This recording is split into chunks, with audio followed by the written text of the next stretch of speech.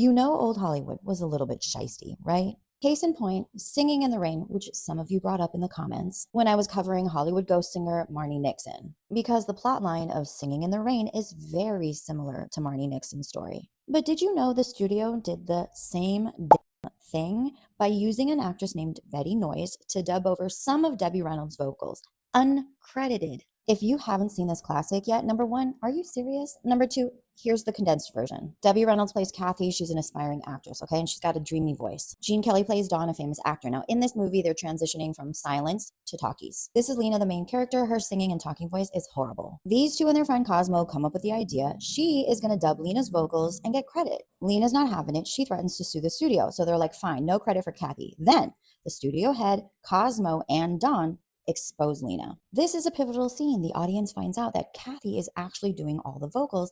The audience is laughing. They cannot believe their eyes, and it's a happy ending. The irony in all of this is that the studio ended up using a ghost singer, uncredited, to dub over two of Debbie Reynolds' songs. Once again, her name was Betty Noyes, and her voice was majestic. Betty was in a trio called the Debutantes, then later she was in a quartet called the Girlfriends, and they were studio singers. Betty sang in White Christmas, uncredited. She sang vocals in The Wizard of Oz, uncredited. Also Sound of Music, you get the idea. But her most iconic uncredited role has to be when she sang Baby Mine in Disney's Dumbo. Because what do you mean she sang this song, which basically caused trauma for all of us who watched it?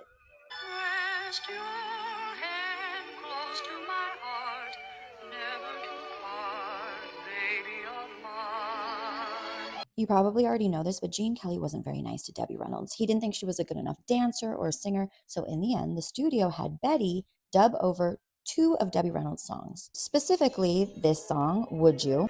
Would you? Would you? And You Are My Lucky Star.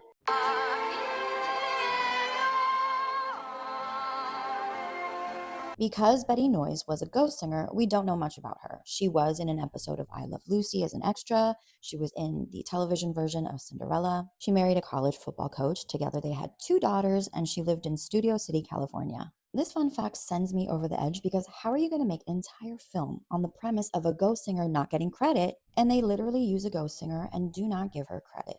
Hollywood is wild.